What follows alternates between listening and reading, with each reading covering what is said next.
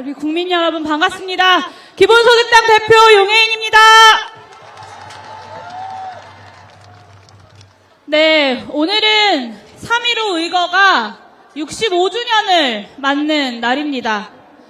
친일부역자를 등에 업고 권좌에 오른 무능한 대통령, 집권기간 내내 국민을 학살했던 독재자, 바로 그 이승만을 국민 손으로 직접 끌어내렸던 대한민국 민주주의 역사의 시발점이 되는 날이 바로 65년 전 오늘 3월 15일입니다.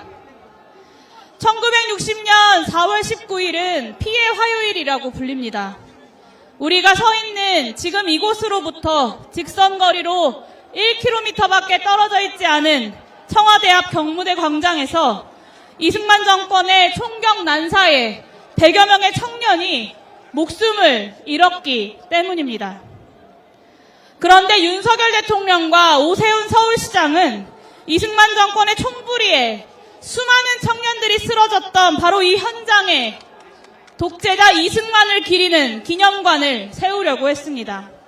지금 우리 뒤에 펼쳐진 송현광장이 바로 오세훈 시장이 내세웠던 부지였습니다.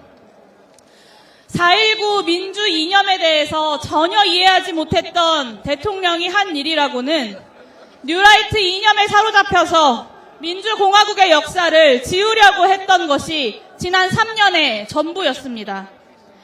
독립운동을 건국운동이라고 칭하고 대한민국 헌법을 부정하는 역사관을 부끄럼 없이 내세우더니 5.16 군사쿠데타를 혁명이라고 주장했었던 박선영 같은 자를 진화위원장 자리에 앉혔습니다. 끝내 12월 3일에는 친일 쿠데타로 대한민국 역사의 시계를 과거로 돌리려고 했습니다. 본인을 위해서라면 4.4.5.2 개헌으로 헌법을 유린하고 국민들에게 총뿌리를 겨누는 것도 마다하지 않았던 이승만을 찬양하더니 결국 윤석열은 스스로 이승만이 되겠다 작정했던 것입니다.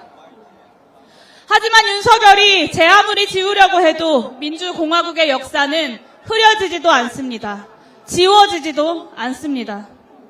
이승만의 총칼에 맨몸으로 맞섰던 4.19 영령들이 끝내 승리한 것처럼 12월 3일 장갑차와 군대를 맨몸으로 막아선 우리 국민들이 이번 싸움에서도 반드시 승리할 것입니다. 65년 전 오늘 눈에 최루탄을 맞은 채 숨을 거둔 김주열 열사와 수많은 4.19 영령들의 죽음을 마음 깊숙이 추모합니다. 그들이 죽음을 맞았던 바로 오늘 우리가 서 있는 이 현장에 서서 죽은 자가 산자를 살린다라는 말을, 그 말의 무게를 온몸으로 깨닫습니다. 동시에 산자인 우리가 죽은 자들을 기억하고 과거의 역사를 올바르게 마주했기 때문에 우리가 쿠데타를 함께 막아낼 수 있었다는 사실도 깨닫습니다. 헌법재판소에 요구합니다. 12.3 내란의 결말이 윤석열 파면과 내란 세력의 완전한 청산으로 남도록, 그래서 민주공화국의 역사가 다시 힘차게 흘러갈 수 있도록 헌법재판소는 즉각 피청구인 윤석열을 파면하시기 바랍니다. 그것이 4.19 민주이념을 계승하고 있는 대한민국 헌법을 수호해야 할 헌법재판소의 책무이지 않겠습니까? 국민 여러분, 대한민국의 유구한 역사와 전통이 있습니다. 그 유구한 역사와 전통에 빛나는 대한국민으로서 민주공화국의 역사를 더욱더 굳건하게 함께 지켜냅시다. 그리고 그 의지를 담아서 우리 오늘도 함께 외칩시다. 피청구인 윤석열을 즉각 파면하라! 감사합니다. 국민 여러분 안녕하십니까? 더불어민주당 정책위원회 의장 진성준입니다.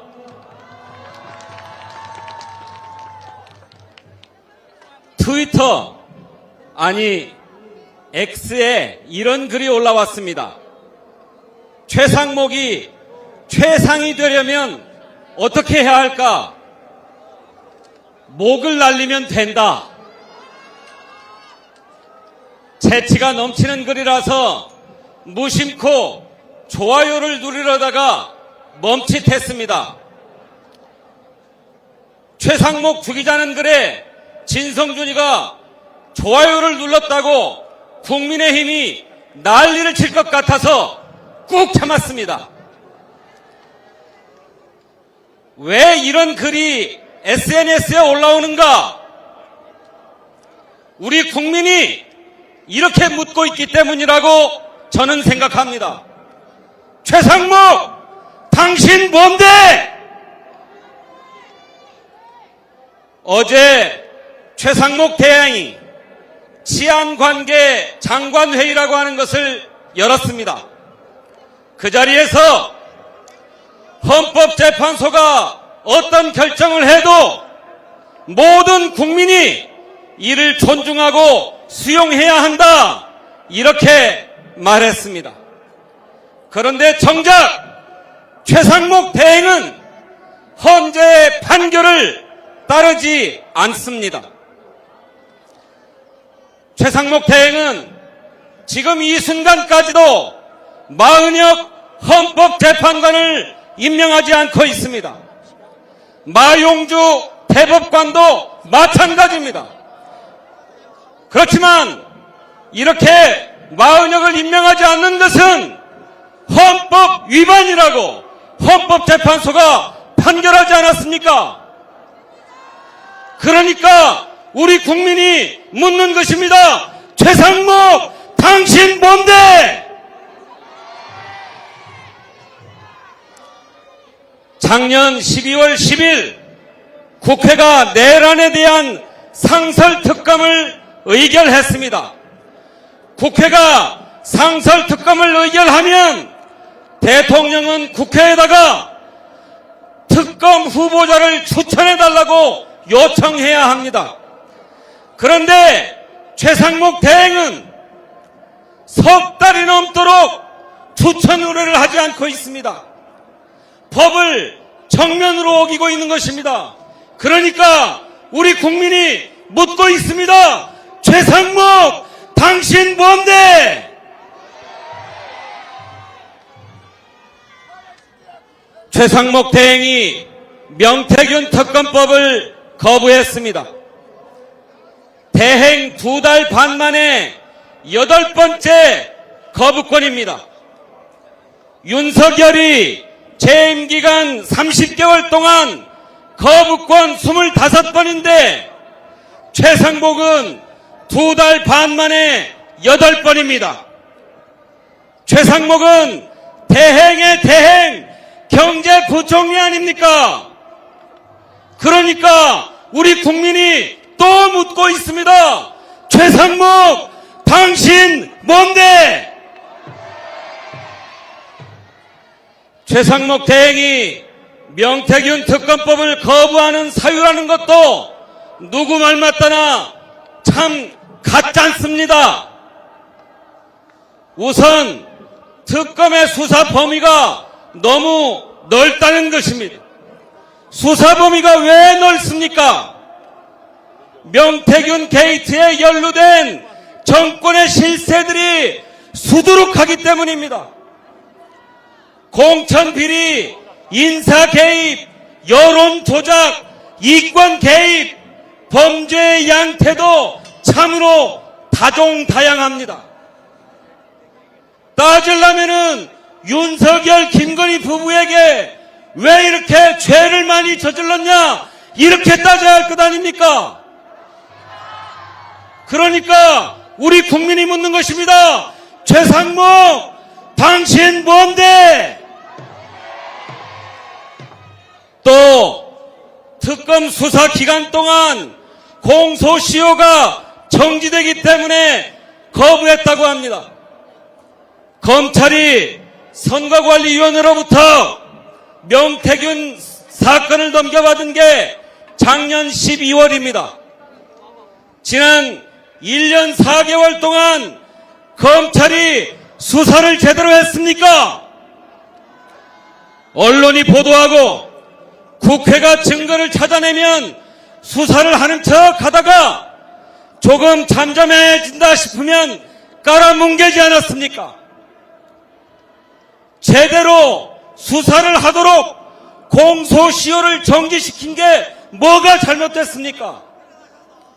그러니까 우리 국민이 또 묻고 있습니다. 최상목, 당신 뭔데? 또 특별검사의 임명 간주 규정이 대통령의 임명권을 침해한다고 합니다. 마은혁 재판관처럼 헌재가 위헌이라고 판결을 해도 임명을 하지 않으니까 임명 간주 규정을 넣은 것 아닙니까? 상설특검처럼 법률에 규정이 딱 되어 있어도 추천 의뢰를 하지 않으니까 임명 간주 규정을 넣은 것 아닙니까? 누구 때문에 그렇게 한 것입니까? 최상목 때문 아닙니까? 그러니까 우리 국민이 묻고 있습니다. 최상목, 당신 뭔데?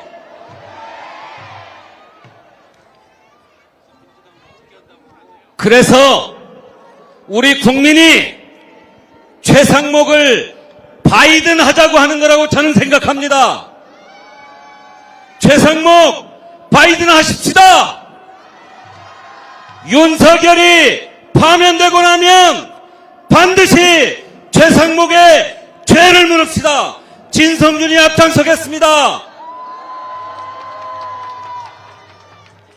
최상목이 최상이 되려면 목을 날려야 한다고 했던 그분께 좋아요 눌러드리지 못해서 미안하다는 말씀 전합니다. 감사합니다.